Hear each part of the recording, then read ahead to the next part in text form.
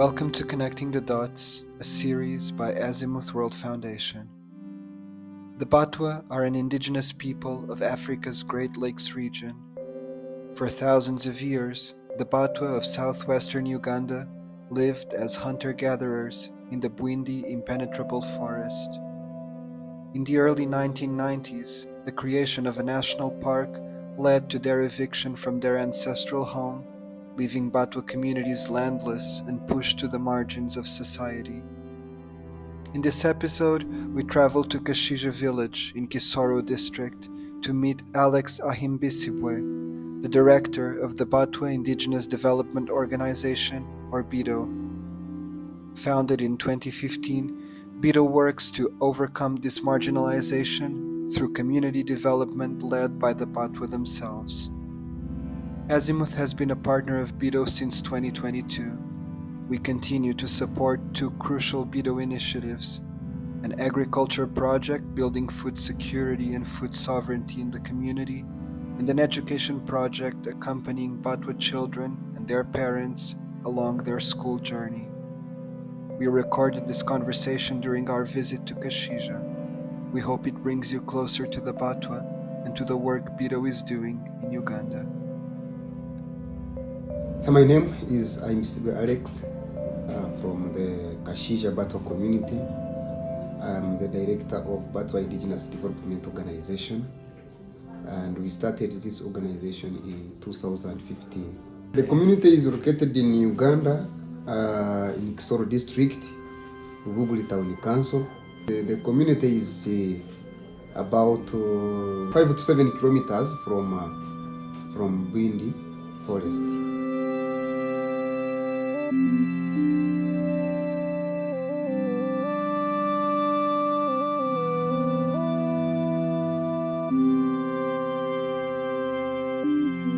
With the agriculture project, we started with a community mobilization, and we did some sensitization.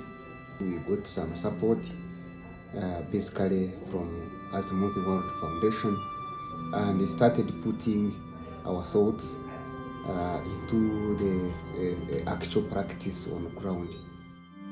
We felt like this community, and also looking at Batwa communities in general, they face the issue of food insecurity and too much hunger, and also malnutrition, basically in children.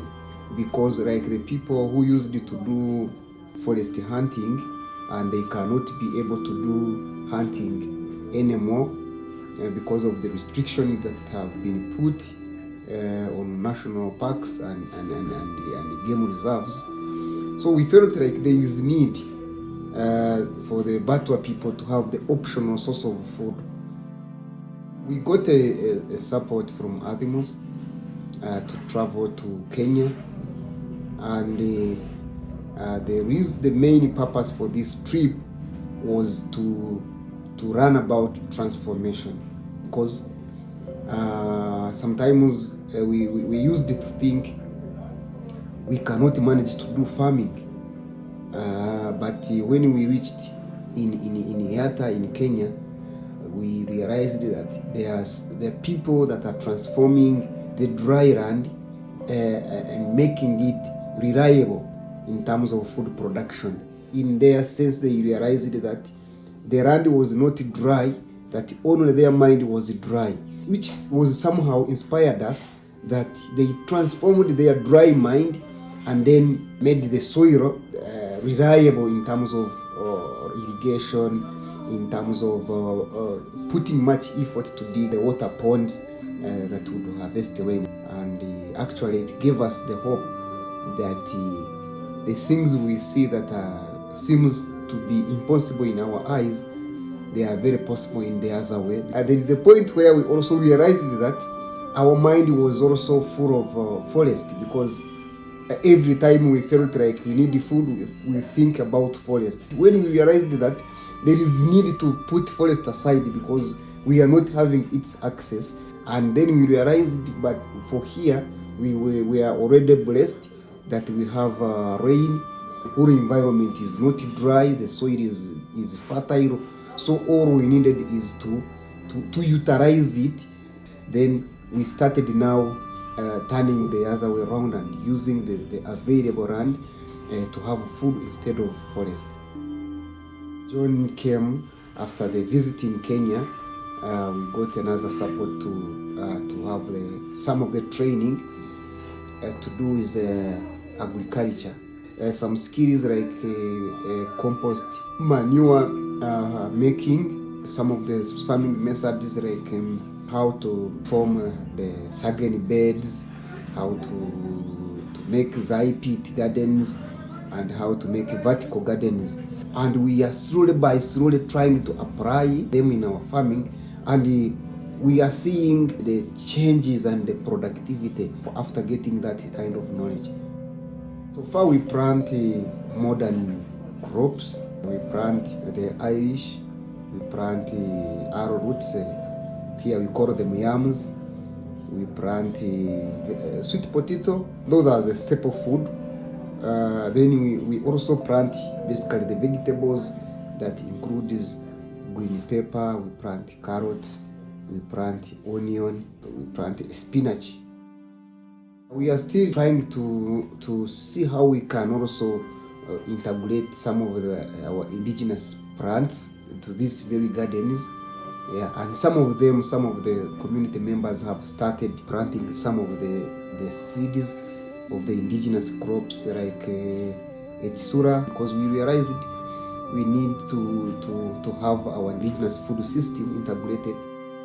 Echisura, it cures ulcers, enderema, helps in giving the fluids that makes the joints flexible, and more others like entakara, which helps in deworming and making sure the children are not affected by the internal warmth. That's what we are looking at, because in every angle our culture have to be respected, have to be conserved. We are trying to see how we can bring it back to life. To be honest, in the past, we never used to know that we can be able to plant or do the farming and achieve and have the food on plate. But nowadays, the hopes are coming, and also it's a kind of thing that is bringing unity to the community. The community working together and learning from each other, nourishing the community. When they are getting access to good food, they are not malnourished, they are healthy, and actually the children are also being seen healthy than how we used to look before. So we are nourishing them to the better life. Along the way, one of our partners advised us to also include a kind of economic activity within the project. So once they have enough for their households, they also have at least more that they can bring to market like any other person here, and also have the kind of economic empowerment in terms of financial household support. They will need to have the clothes, they will need to have soap for their heads, maybe the saucepan and cups and other utensils to use within the house. When you are poor, then everyone looks you as a vulnerable person and very marginalized. But when you are empowered, when you have food, you're self-reliant, you depend on your garden, you are not exploited. So having economic support and also building the community to be self-reliant is something that changes even the appearance of the community members to be transformed from marginalization to the respectable community.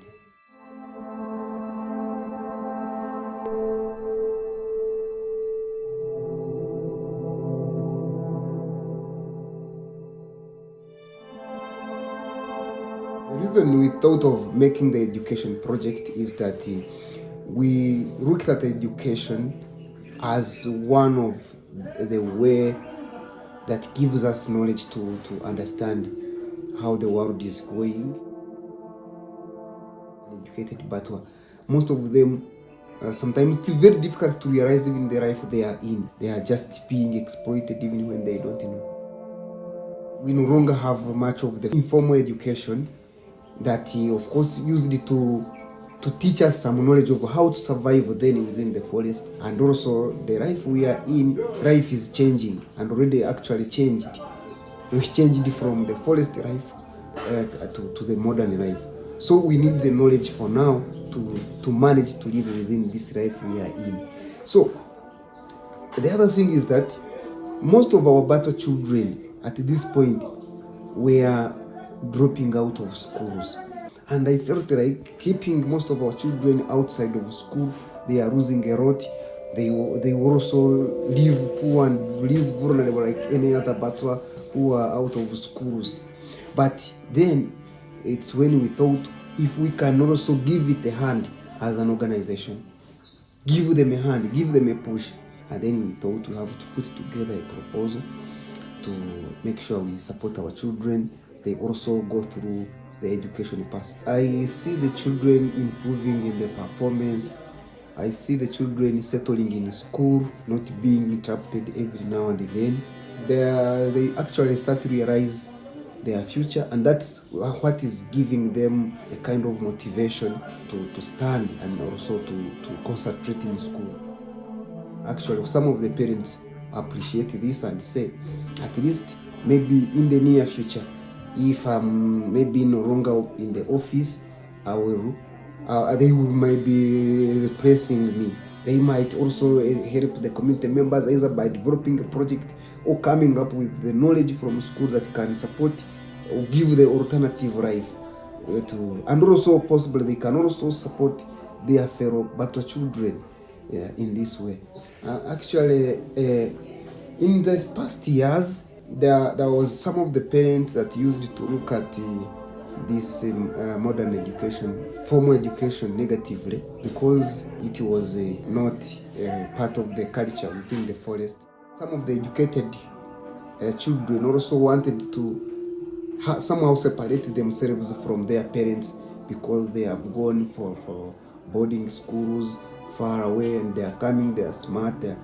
But then this gap is also being fulfilled through that kind of mentorship. We mentor the children, make sure that they respect their parents, they don't forget where they are coming from, and also try to improve their lives at their home and make sure they fit in their homes. The very parents for the very children we are supporting, we felt like they need also to be sensitized, to be mentored, to make sure they also be part of BIDO in the journey of supporting their children. We don't feel like we are doing it alone. We feel like the journey belongs to BIDO, the parents, and then the children, teachers, and even actually the business around us. So one of the idea is now having our parents supported somehow economically to make sure they are able to also support their children in the journey of education. So we give them a little bit of a small project to start with, and they are appreciating and willing to keep expanding. And also nowadays they are following up with their children in school. There are some of them at some point visit their children in school and also meet with teachers, which is something that never used to happen.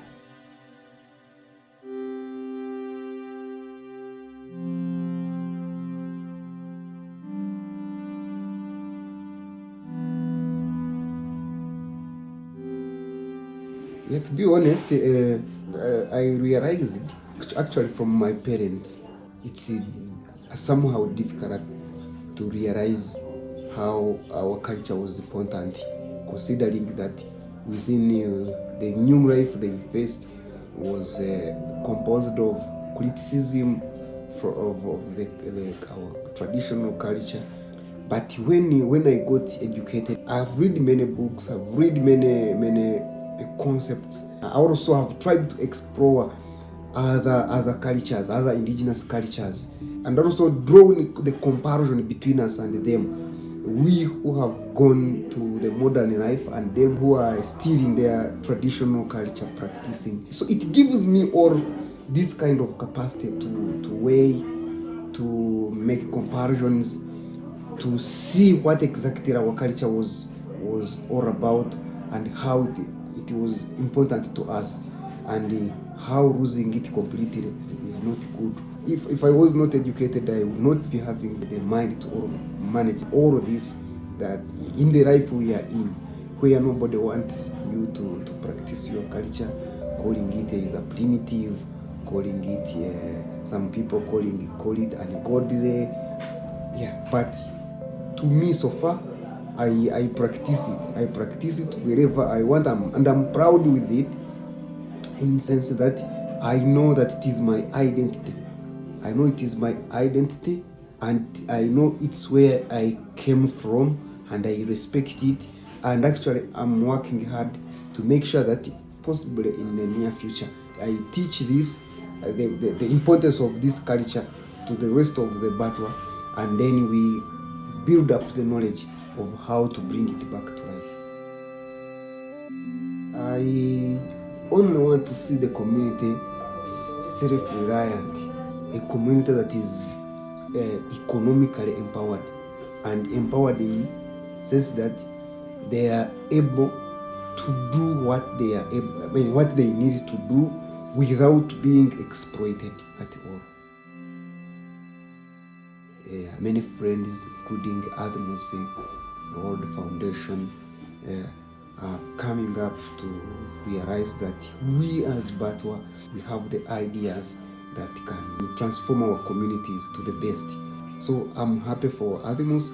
Thanks for giving us a hand, and others who are also giving us a hand in other projects like human rights. I also appreciate them. So thank you very much.